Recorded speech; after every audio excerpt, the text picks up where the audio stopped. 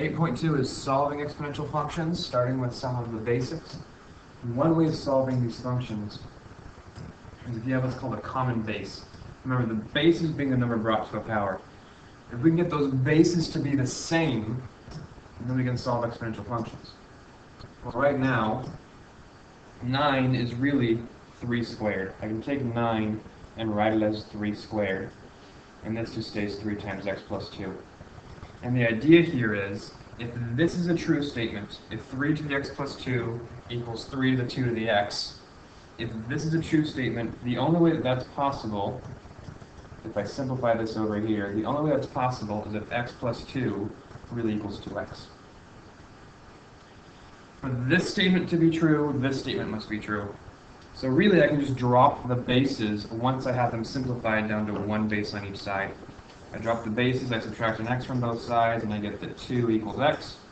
And I can check that real quick. Does 3 to the 4th equal 9 squared? 3 to the 4th is that. 9 squared is that. They're the same. So this checks, so I solved it correctly. Now 125 doesn't go into 25 as a whole number power. But 25 is really 5 squared. 125 is really 5 to the 3rd. And you might be wondering, well, how on earth am I supposed to know that 125 is 5 to the 3rd? And the answer is you grab your calculator and try it. Try 5 to the 1st, 5 to the 2nd, 5 to the 3rd, 5 to the 4th, see what you get. To simplify this, I'm multiplying these powers with a distribute. This becomes 5 to the 4x minus 2 equals 5 to the 3x plus 9. Again, this is only possible if 4x minus 2 actually equals 3x plus 9. So I solve this, I subtract 3x from both sides and add a 2 to both sides, and I get that x equals 11. So I can do 25 to the 2 times 11 minus 1. And see if that's the same as 125, there's a 2 in there, 125 to the 11 plus 3.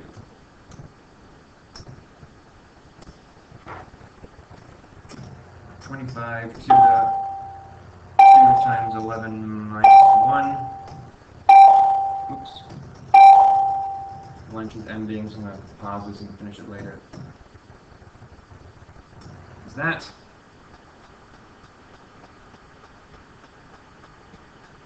Now 125 to the 14th, 11 plus 3 is 14. Is that? They're the same thing, even though they're pretty enormous numbers, they're the same thing. So I'm good there. Pause and come back. Okay, I'm back. Just got done teaching a period of those obnoxious freshmen here to the worst. 8.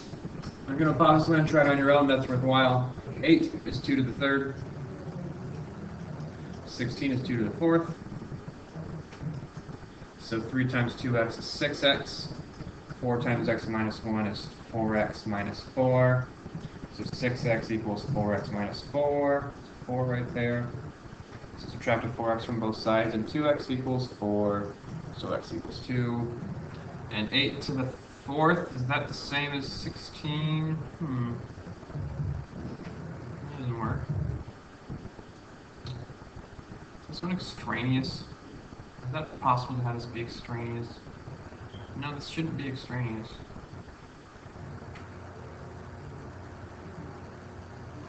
So what happened here? I'm going to pause and figure that out. Yeah, found it. I'm stupid. I'm going to fix this a little bit. I'm not actually stupid. I'm very, very smart. I subtracted 4x from both sides, and that becomes negative 4. Divide both sides by 2, and that becomes negative 2. So my answer is x equals negative 2, which means that 8 to the negative 4 should be the same as 16 to the negative 3. Let's just make sure that's good.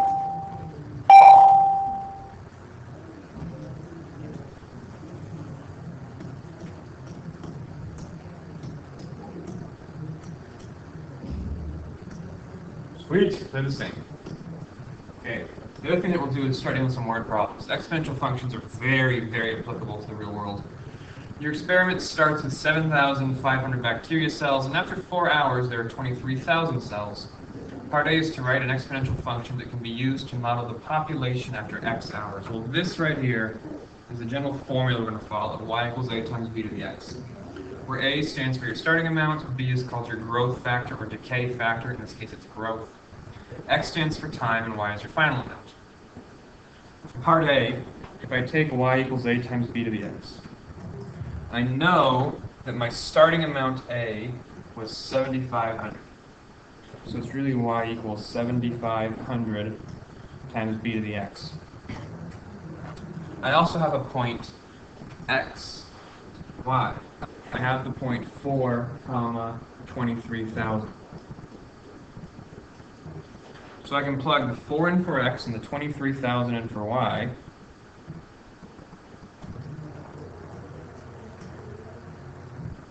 And now solve this for B. So I would first divide both sides by 7,500. And then I have to undo a fourth power. And the way that you undo a fourth power is by taking a fourth root of both sides, or taking both sides to the 1/4 power. The fourth power is taken to the 1/4 power, which I know sounds kind of confusing. But basically in my calculator I'm going to do 23,000 divided by 7,500, and do all of that to the 1/4 in parentheses. 1.3233.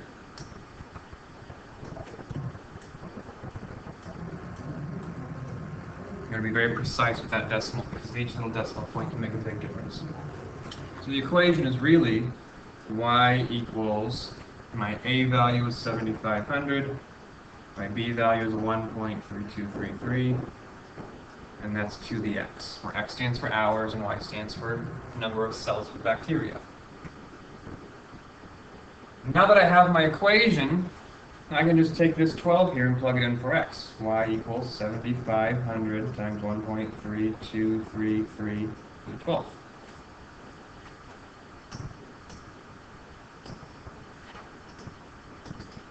$7,500 times 1.23233.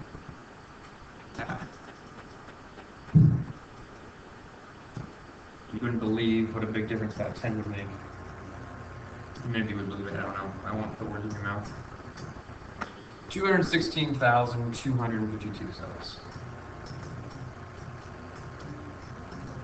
That's after 12 hours.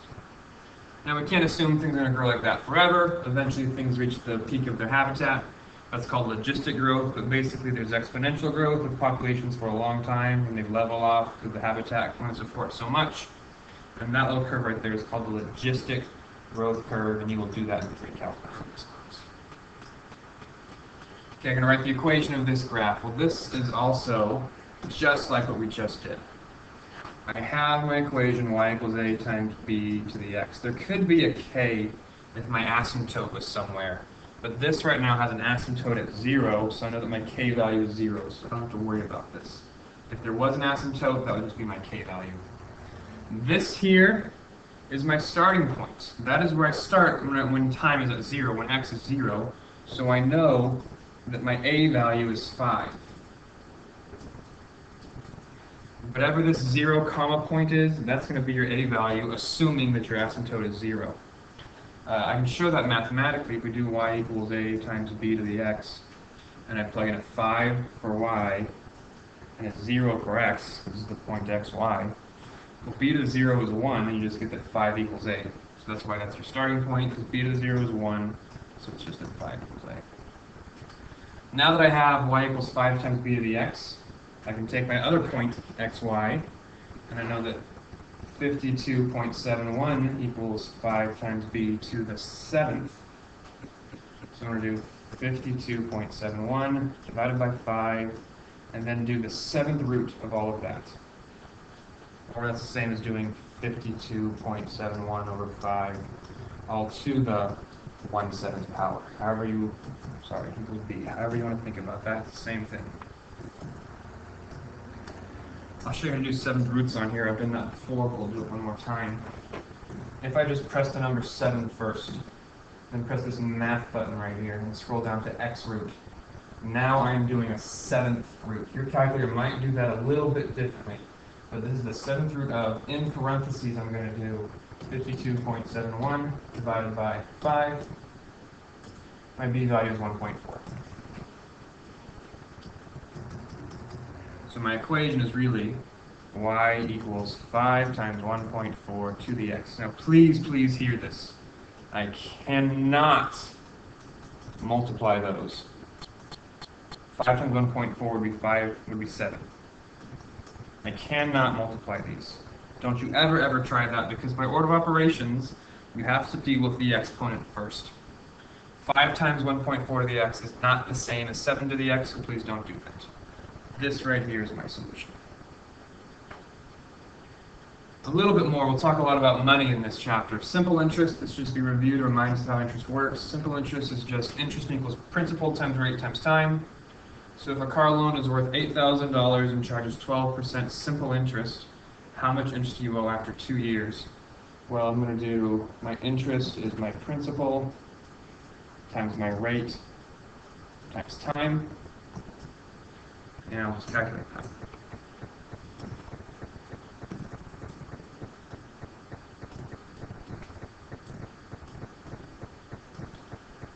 $1,920.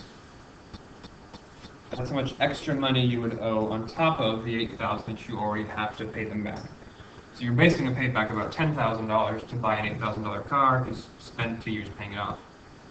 That's simple interest.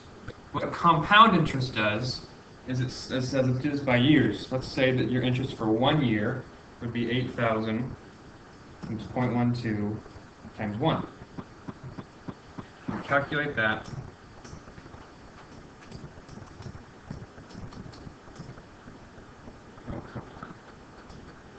Shoot, that left me. 8,000 times 0.12 times 1. I'm going to pause and get that thing back. Give me 1 second. Okay, I think I got that figured out. So, if we were doing 12% interest for 1 year, that would come out to $960. So the interest was $960, and now you know you owe $8,960 total. When we do it for another year, but now there's more money to take interest on. We do it for a second year, another additional year, but because there's more money to take interest on,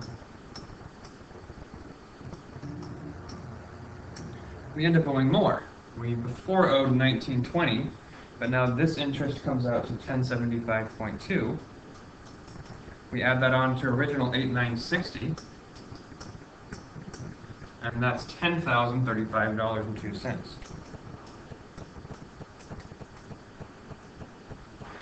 This over here is an example of what's called compound interest, and basically what that means is you keep taking interest on the interest as well as the original amount.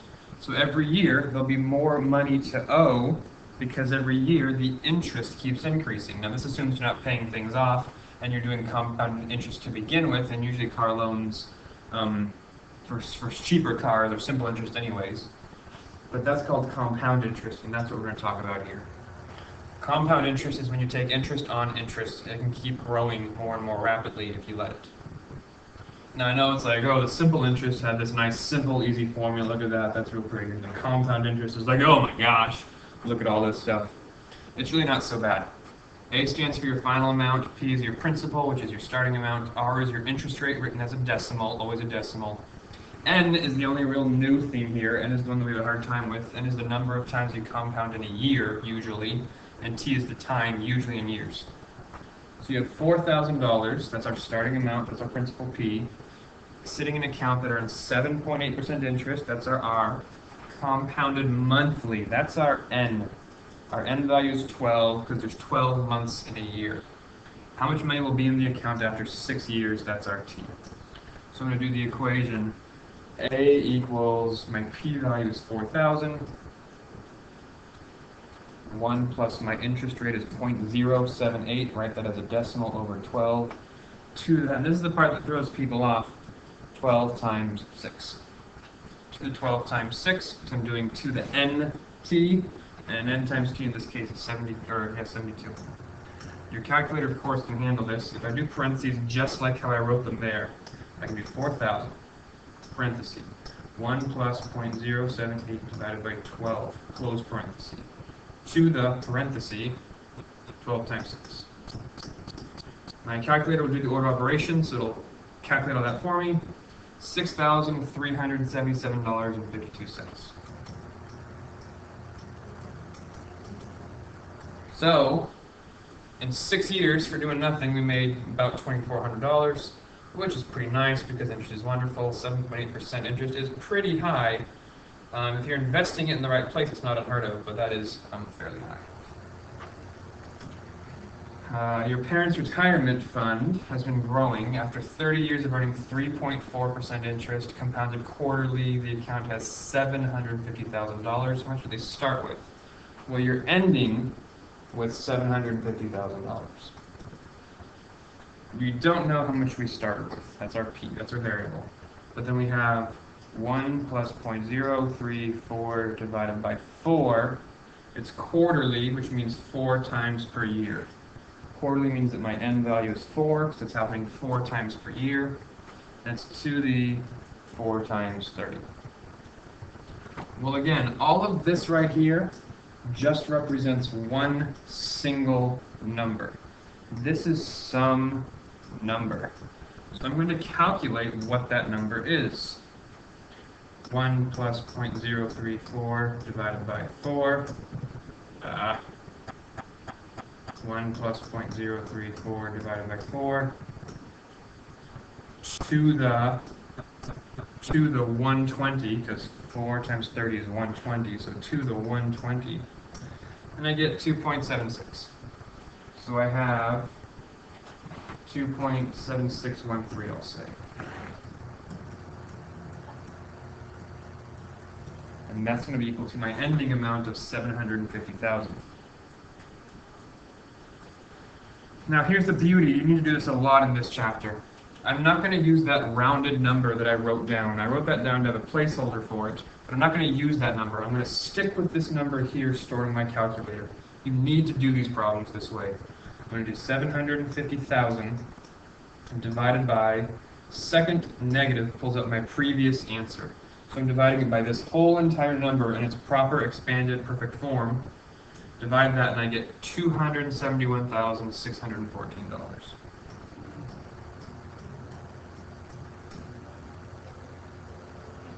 And 50 cents. That was the starting amount. It more than doubled. It didn't quite triple because I got multiplied by 2.7 when it was all said and done. But that was the starting amount of money that we saved up. That's not a terribly realistic saving scenario, just so you know, but we'll start with the basics. That's good. Thank you.